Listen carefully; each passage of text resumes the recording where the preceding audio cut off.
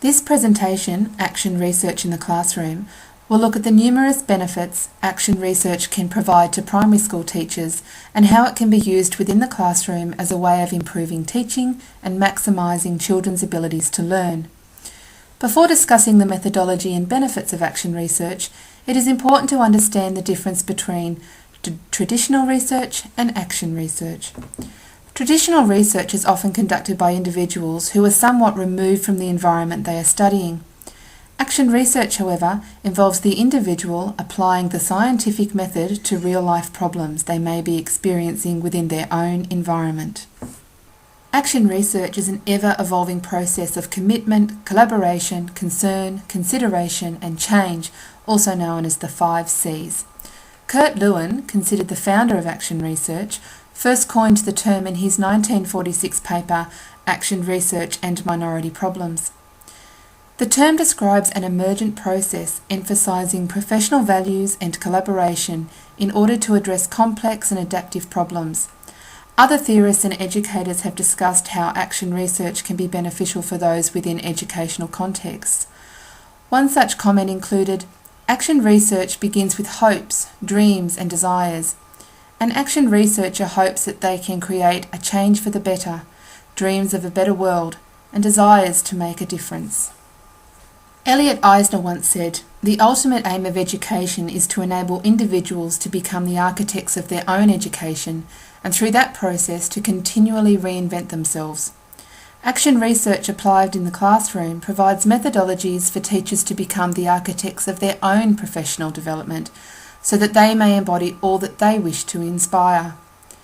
The fundamental principles of action research help to develop a level of reflective practice, which is important in encouraging an analytical approach to education. This process facilitates the continued development and improvement of teacher professionalism, enabling action research to be at the very core of change that can branch out into our community and society, as depicted by the image of the benefit tree.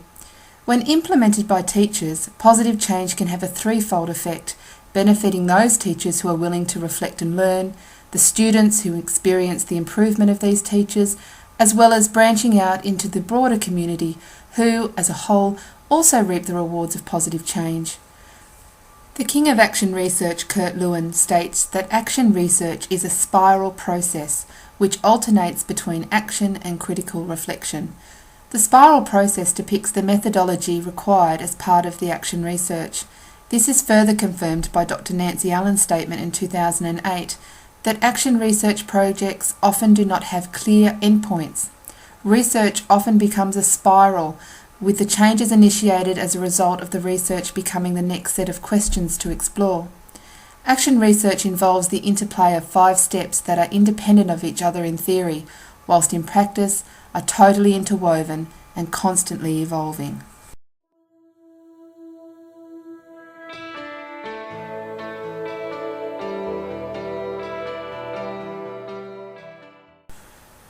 Methodology should be kept uncomplicated. By using assessment tools that are familiar to the teacher, the task will remain approachable and easy to implement, ensuring the research plan will be more likely to succeed. The 5 steps of methodology will now be explained in more detail. The first step in conducting action research is to identify, that is, to identify the issue you would like to address, through observing the current environment, whether it be in the classroom or the school community. First, create a question that is concise, clear, and which focuses on the issue. Brainstorming with colleagues may also help focus your question and allow for expansion. Consideration must be made as to whether the question is able to be answered through mutual collaboration between teachers, the entire school, broader community, and volunteer groups from educational institutions. Questions should be of higher order and allow for an articulate answer as opposed to simply a yes/no. The next step involves the collection of data. You should aim for at least 3 different sources, through either qualitative methods such as observation, documentation, questionnaires, self-assessment journals, focus groups, interviews and case studies, or through quantitative methods such as surveys, samples of students' work, projects, tests, report cards and attendance. As well, the all-important tool in research, the teaching diary. This records the thoughts, ideas, reflections, self-assessment and experiences of your teaching. When planning which assessment tools to use, teachers have an ethical responsibility to ensure both the issue being researched and the methods used to carry out that research are done in a manner that protects the privacy of all individuals involved.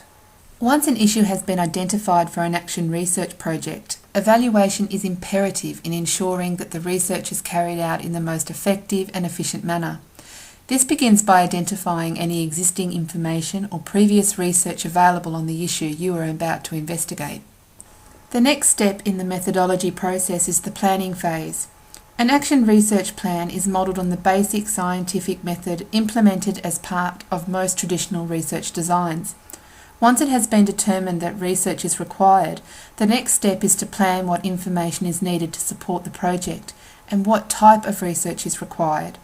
As mentioned earlier, quantitative research provides statistics, reports and comparative information, while qualitative research can provide a more complex and holistic view on the issue being investigated.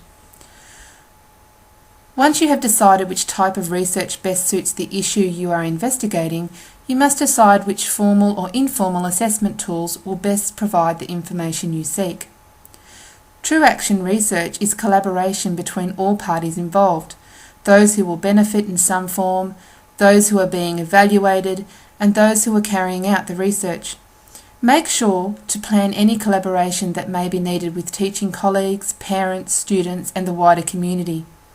Action research is thorough, but does not have to be complicated.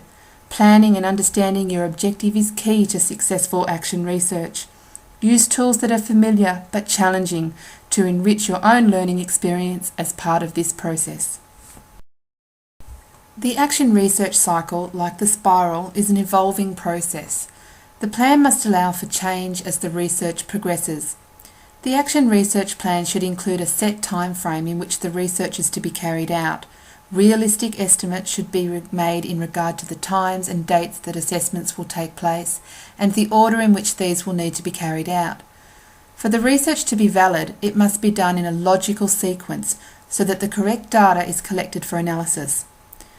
The assessment tools that have been identified as best suiting the needs of the research topic must be well prepared.